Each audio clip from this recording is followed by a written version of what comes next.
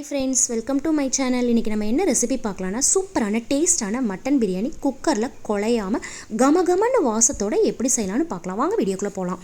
இன்றைக்கி நான் இந்த டம்ளரை தான் அரிசி எடுத்திருக்கேன். அதாவது 250 மில்லி டம்ளர், 1/4 லிட்டர் டம்ளர், அதாவது 2 டம்ளர் அரிசி எடுத்திருக்கேன். அதாவது 1 டம்ளர் அரிசிக்கு 2 டம்ளர் தண்ணி ஊற்றணும். அப்போ 2 டம்ளர் அரிசிக்கு 4 டம்ளர் தண்ணி ஊற்றி அரிசி நல்லா கழுவிட்டு 4 டம்ளர் தண்ணி ஊற்றி 1/2 hour ஊற வச்சுக்கலாம்.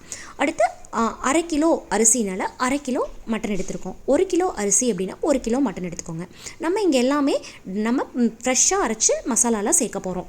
அதுக்கு நம்ம ட்ரையாக என்னென்ன அரைக்கலான்னு பார்த்துக்கலாம். 1 டீஸ்பூன் கொத்தமல்லி, 4 கிராம்பு, 3 ஏலக்காய், 1 டீஸ்பூன் சோம்பு, 2 பட்டை, கொஞ்சம் கல்பாசி.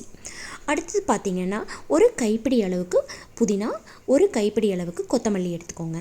அப்புறம் அடுத்து பார்த்திங்கன்னா ஒரு கைப்பிடி அளவுக்கு சின்ன வெங்காயம், 1 கட்டை பூண்டு, 4 பச்சை மிளகாய், இஞ்சி கொஞ்சம். ஃபஸ்ட்டு நம்ம ட்ரையாக எடுத்து வச்சிருந்த ஸ்பைசஸ் எல்லாம் பவுட்ரு ஆக்கிக்கலாம். அதெல்லாம் பவுட்ரு ஆக்கினதுக்கப்புறம் நீங்கள் எடுத்து வச்சுருந்த இஞ்சி, பூண்டு, சின்ன வெங்காயம், பச்சை மிளகாய் இதெல்லாம் அரைச்சதுக்கப்புறம் நம்ம எடுத்து வச்சுருந்த கொத்தமல்லி புதினாவையும் சேர்த்து அரைச்சிக்கலாம். ஏன் கொத்தமல்லி புதினா அரைக்கிறோன்னா, நம்ம சாப்பாட்டு கூட அப்படியே சேர்க்கும் போது குழந்தைங்க வாய்க்கு வந்தால் சாப்பிட மாட்டாங்க. அதனால் ஃபைன் பேஸ்ட்டாக அரைச்சாச்சு. இப்போது அடுத்து நம்ம தாளிப்புக்கு என்ன அப்படின்னா, ஒரு பிரிஞ்சி இலை, கல்பாசி, மரோட்டியா மொக்கு, கிராம்பு, ஏலக்காய், பட்டை இதெல்லாம் எடுத்துக்கோங்க. பாத்திரத்தை அடுப்பில் வச்சு 2 to 3 டீஸ்பூன் நெய் ஊற்றிக்கோங்க. அடுத்தது தேங்காய் சேர்த்துக்கோங்க. தாளிப்புக்கு தேங்காய் சேர்க்கும் போது டேஸ்ட் நல்லாயிருக்கும். நம்ம தாளிப்புக்கு எடுத்து வச்சுருந்த ஸ்பைசஸ் எல்லாம் எடுத்து போட்டு நல்லா மணம் வர வரைக்கும் நல்லா வதக்கி விடுங்க. அடுத்து 2 பெரிய வெங்காயத்தை நீல வாக்கில் கட் பண்ணி வச்சுருக்கேன். அது கூட 2 பச்சை மிளகாய் சேர்த்து அதை நல்லா பொன்னிறமாக வரைக்கும் வதக்கி விட்டுக்கோங்க. நல்லா பொன்னிறமாக வரைக்கும் நல்லா வதக்கி விட்டுட்டு நம்ம அங்கே அரைச்சி வச்சுருந்தோம்ல ஃபைன் பேஸ்ட்டாக அதையும் எடுத்து சேர்த்துக்குங்க.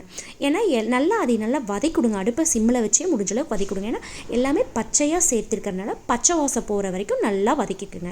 இந்த ஸ்டேஜில் எண்ணெய் பிரிஞ்சு வர ஸ்டேஜில் ஒரு மீடியம் சைஸ் தக்காளியை குட்டி குட்டியாக கட் பண்ணி எடுத்து வச்சுருக்கேன். அதை போட்டு நல்லா வதக்கி விடுங்க. அடுத்து பார்த்தீங்க அப்படின்னா, நம்ம எடுத்து வச்சுருந்த கறி இருக்குல்ல, அந்த மட்டனையும் போட்டு நல்லா அந்த பேஸ்ட் கூட நல்லா கலந்து வர மாதிரி நல்லா கலந்து விடுங்க. அடுத்தது 100 ml தயிர் கூட ஆட் பண்ணிக்கோங்க. அந்த தயிரோடு சேர்ந்து நல்லா மட்டனும் நல்லா கலந்து வரணும். அப்புறம் தேவைக்கு தகுந்த மாதிரி நீங்கள் சில்லி பவுடர் ஆட் பண்ணிக்கோங்க. நான் 1 டீஸ்பூன் சில்லி பவுடர் ஆட் பண்ணியிருக்கேன். உங்களுக்கு காரத்துக்கு தகுந்த மாதிரி சில்லி பவுடர் ஆட் பண்ணிக்கோங்க. அப்புறம் மட்டன்லேயே நல்லா தண்ணி வரும். அதனால் நீங்கள் 1 டம்ளர் தண்ணி ஆட் பண்ணி குக்கர் மூடி ஒரு 2 to 3 விசில் விட்டுக்கோங்க. விட்டதுக்கப்புறம் பார்த்தீங்கன்னா எவ்வளோ தண்ணி இருக்குது பார்த்தீங்கன்னா, ஒரே 1 டம்ளர் தண்ணி மட்டும்தான் ஆட் பண்ணேன்.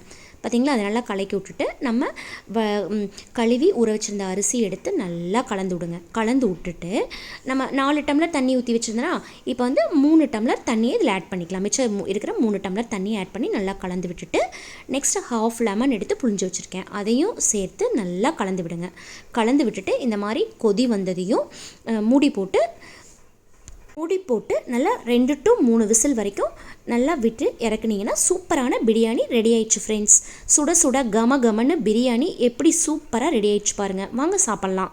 வீடியோ கண்டிப்பாக செஞ்சு பாருங்கள். வீடியோ பிடிச்சிருந்தா லைக் பண்ணுங்கள், ஷேர் பண்ணுங்கள், கமெண்ட் பண்ணுங்கள், மறக்காமல் சப்ஸ்கிரைப் பண்ணுங்கள். தேங்க்யூ.